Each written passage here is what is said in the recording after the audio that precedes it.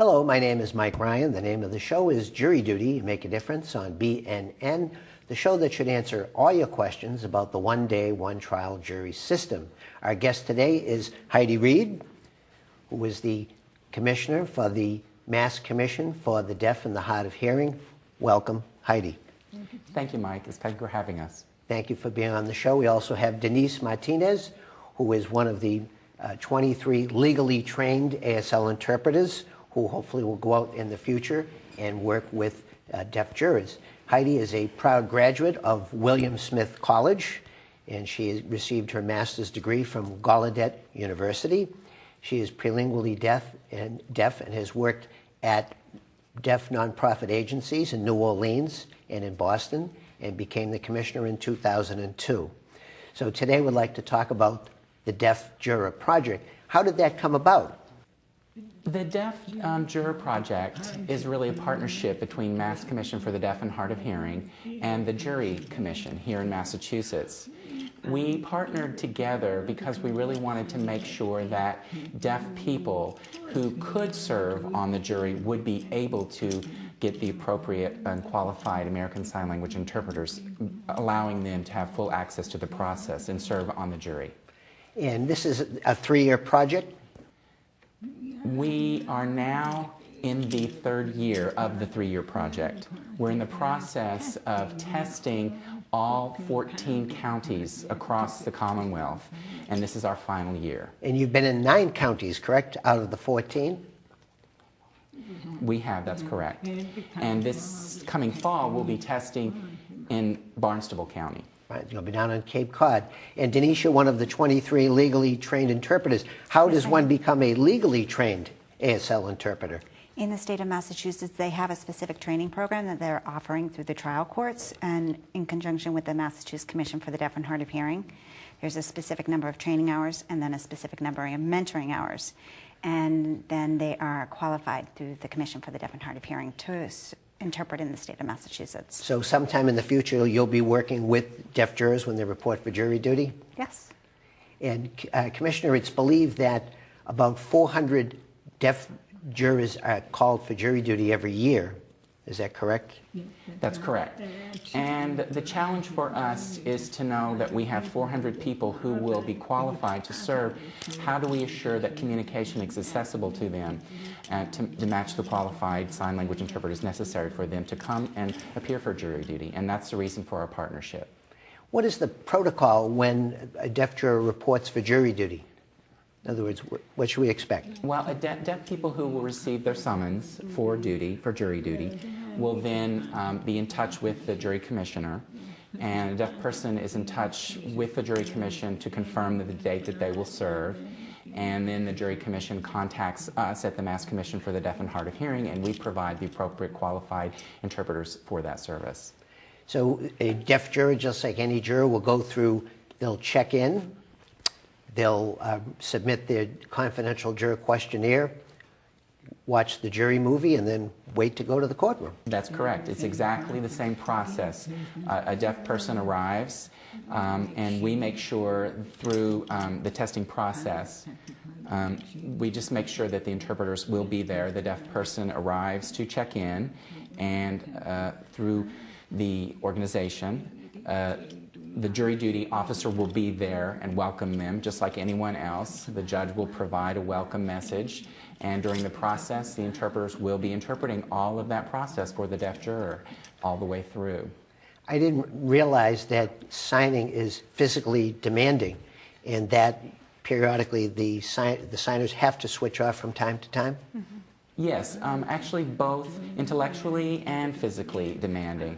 And sign language interpreters are attending in a very deep consecutive level, one language to complete into a complete other language. So it involves concentration, auditorily, visually, and your mind to process the information. Plus, then the production of the signs uses facial expressions, body, and your arms and hands. And so we require them to work in a team of 2 individuals, and they alternate approximately every 20 to 30 minutes to ensure that the interpreters are able to do their job and work without mental or physical fatigue or injury. So you were one of the first yourself to do jury duty. Yes, I was. My experience happened in Boston at the Brook Courthouse, and it was really a great experience. I went through the entire process, and I really had a serious appreciation of what it requires to be a juror and all that's done. It was interesting also because during the process we were able to work together with the court staff and as well as the judge. And I noticed that there were many challenges that need to be considered in terms of confidentiality, in terms of communication, and we learned, for example, that the analysis in terms of where the best place for the interpreters to be standing is. We also learned that when the judge called me to go actually to have an individual discussion, we had to consider how to provide some kind of screening and shielding so that no one else who knew sign language would be able to see that conversation that I'm having in private with the judge. So we learned a tremendous amount. It was a great experience, and it allowed us to develop a good process on how we can make the communication happen during the time that a deaf person serves on the jury. So you were sort of an explorer, that because you had to find out where the interpreters would be located. You mentioned also if a deaf juror went to sidebar, evidently now they're supposed to put screens up so that no one in the audience can see any signing during the sidebar?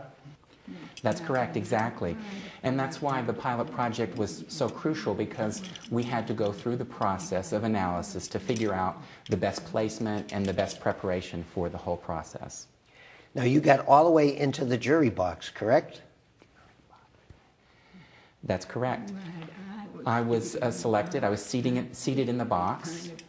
The kind of case was a very serious situation. It was a criminal case, and the judge called me to approach and ask me some questions. And I then returned to the box, but I was not called to go to the gallery. I was released. But you were close. You were close.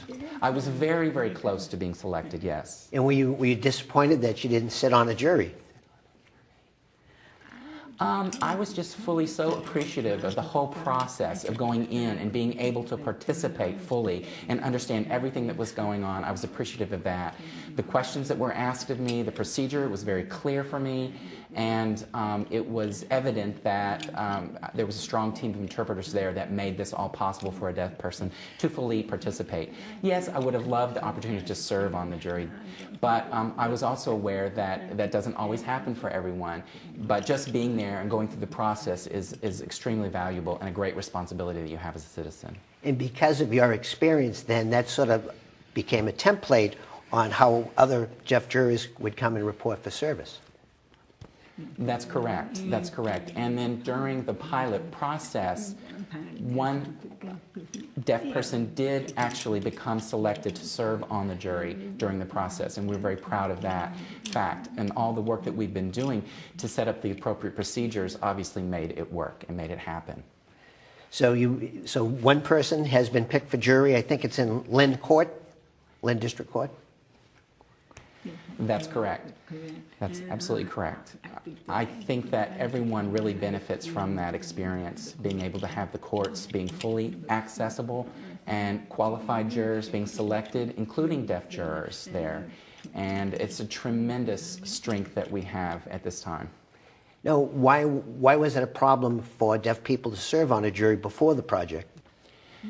Well, before the project started, deaf people would be contacted by the jury commission, and the jury commission would contact us, the Mass Commission for the Deaf and Hard of Hearing, and we knew we had a very small pool of qualified legal interpreters, and that pool of legal interpreters needed to serve the entire Commonwealth, and they would go to courts all over the state and provide interpreter services for deaf people who were there as a witness or as a defendant or as a complaint, being prosecuted. And so all over the state of Massachusetts, we needed to provide service for them, and that was an urgent situation where we needed to absolutely provide the communication access for these individuals. And it became challenging for us to be able to provide interpreters for the jury situation when an emergency situation would come up with the police or with the courts. And so we had to figure out how to serve all of those situations at the same time. And that's when we have now 23 legal interpreters. Before we did not have 23, and more have been trained. And we have the partnership with the partnership with the courts has made this possible, and so we have a larger pool of people to draw from. It's been a huge challenge before because of the small pool of interpreters we had. And there were so many situations demanding of their time, and people that needed access to the legal system and to the courts. So it was really a numbers game. There just weren't enough interpreters at the time to accommodate the number of requests by deaf jurors to serve jury duty. That's correct.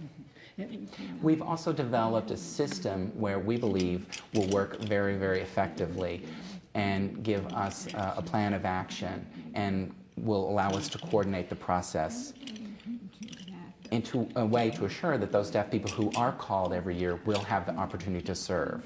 And we can accommodate the schedule with interpreters, and they can participate in jury service. Denise, have you worked in the courts interpreting? I have. And what kind of things would you do interpreting in the court system? I've interpreted for trials, criminal and civil. I've interpreted in the superior courts, in the district courts. And it ranges depending on arraignments all the way up Victims, until witnesses? Victim, witnesses, various trials. I've worked a lot in the court system. So is it very exhausting? Are you interpreting for like the whole length of a court day?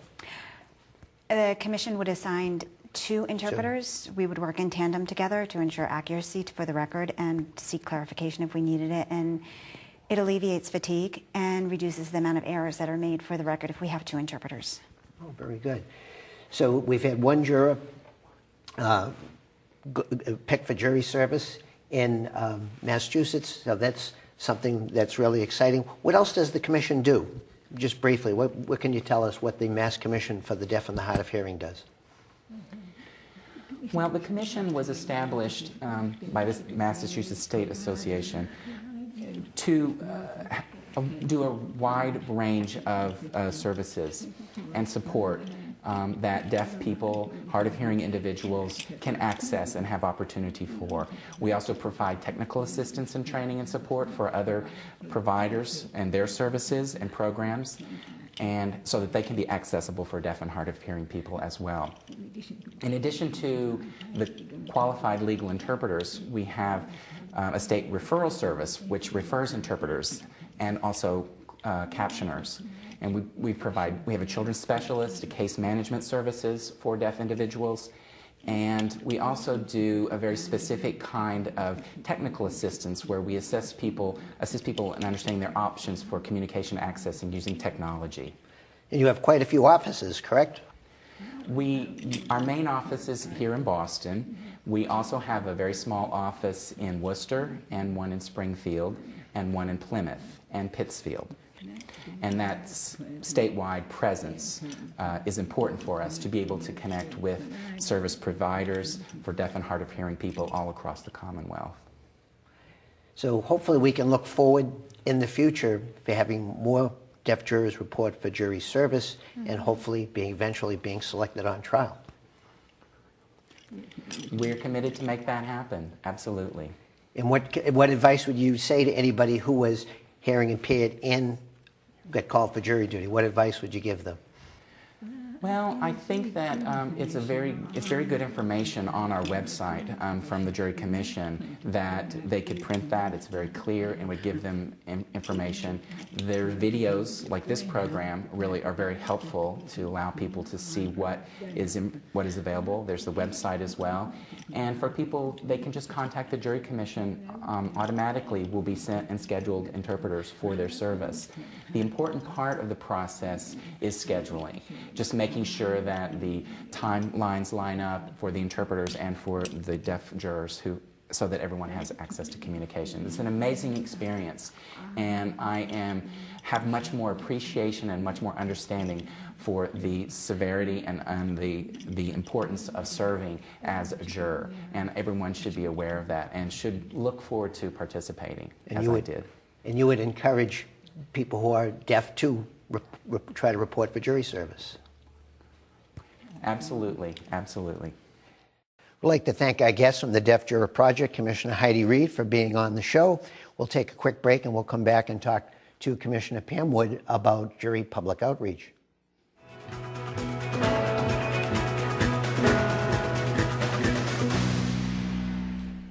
Hi, during this segment, we'd like to talk about the Jury Public Outreach Program. I'm joined by Jury Commissioner Pam Wood. Thank you for being on the show. Thank you for having me, Mike. Pam, why was the Jury Public Outreach Program created? Well, a couple of reasons. It's in the statute. There's the statute, Chapter 234A of the Mass General Laws, which is our jury statute, encourages public education.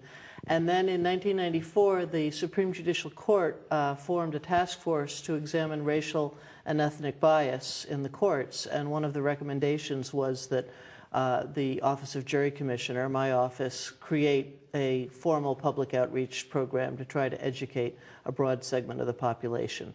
What are the goals of the program? Well, primarily we want to educate people about the jury system and demystify the process for them. A lot of people, when they're first called for jury service, are worried that it's going to be a big time commitment, or that they're not going to be equal to the task of deciding the cases.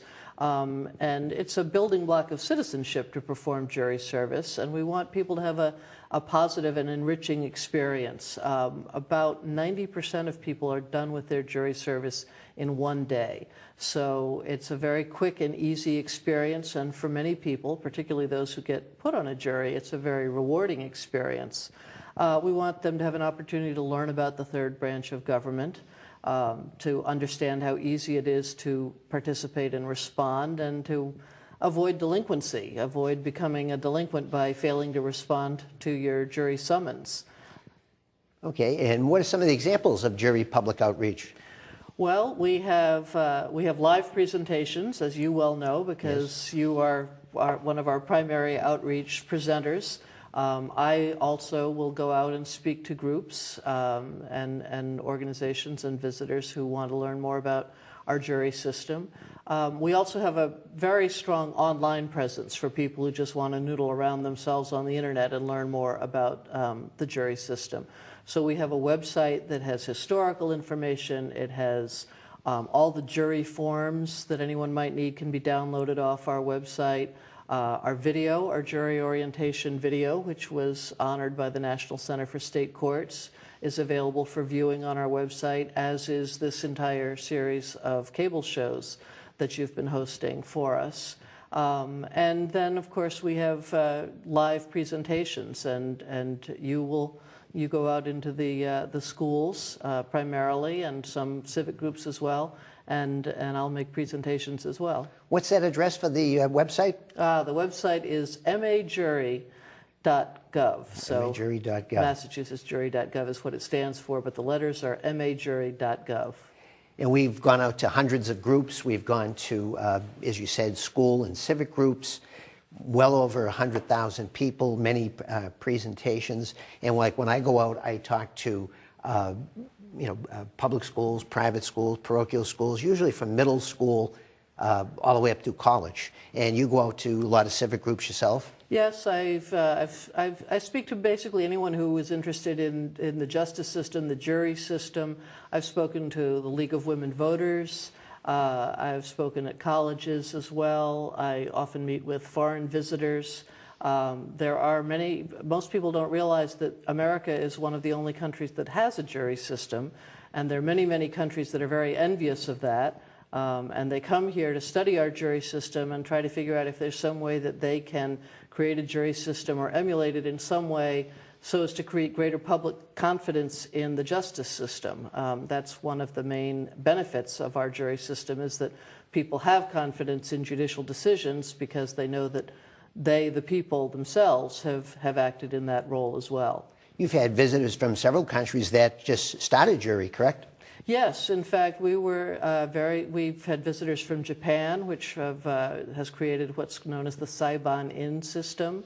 I've spoken with people from Chile. I've had the great honor to visit China, which is trying to establish a jury system and has made some preliminary experiments in that regard, much to our surprise and delight. So it's very interesting for me as well. Turkey, Peru, people from all over the world come here and invite us to go visit them to learn more about our jury system. Now, like when I go out to schools, I do a free multimedia presentation, and it's very quick, very fast-paced. Talk about the history of jury, talk about the history of jury from, say, the Greeks, the Magna Carta, the Declaration of Independence, Mass Constitution, federal constitutions, excuse me, and then I talk a little about, contemporary criminal cases that people are aware about, but to show what happens when somebody sits on a trial and whether somebody has a positive or negative verdict. Talk a little about civil cases, because too often, I think you and I agree that people are so fixated on a murder case or a criminal case, they forget we need them to resolve civil and private disputes. I talk a little about what not to wear and what's the best thing to wear for jury duty. Business casual is what we tell people. Business casual. We've had some people across the country who wore some colorful attire that got them into trouble, so we warn jurors not to copy their fashion statement. Talk a little about social media, and we have posters in our pools, correct? We do. But I think the best thing about your programs, and the reason they're so very popular and people invite you back again and again, is that you really make it fun for the students. And the letters that come in about the great job that you've done, they always talk about the games you play and the jokes and the mock trial and things. It's some of the worst jokes probably ever recorded in history. But like you mentioned too, we do a little thing on jury jeopardy, and that's followed by a discussion of what happens if you go to a country that doesn't have trial by jury, where it may have very grave consequences for you. Talk a little about jury delinquency in our jury delinquency program. What are the disqualifications? And then if I have the time, certain schools have long blocks, 75, 90-minute blocks. I'm able to put on, not myself, the kids put on a role play where they actually go through the procedure of coming to jury duty, speaking to a judge if they have a hardship, and then putting one of the students on trial. The kids play the judge, the clerk, the two lawyers, jurors, and witnesses, and I think it's a real hit with them, with the students. So how do people contact us about jury public outreach? Well, anybody who's interested in a presentation can either call us at 1-800-THE-JURY, or they can go online and make a request at majury.gov, or on our email line at jurorhelp@jud.state.ma.us. It's a mouthful. Just go on majury.gov and you'll find the links. Yeah, and as I say, I occasionally go out and I speak to civic groups like yourself, like Rotary or Kiwanis, anybody who needs a speaker during the day. So we hope by either calling going online at majury.gov or calling us toll-free at 1-800-THE-JURY, 1-800-843-5879, you'll take advantage of this program. Thank you. Thank you. Thank you, Pam.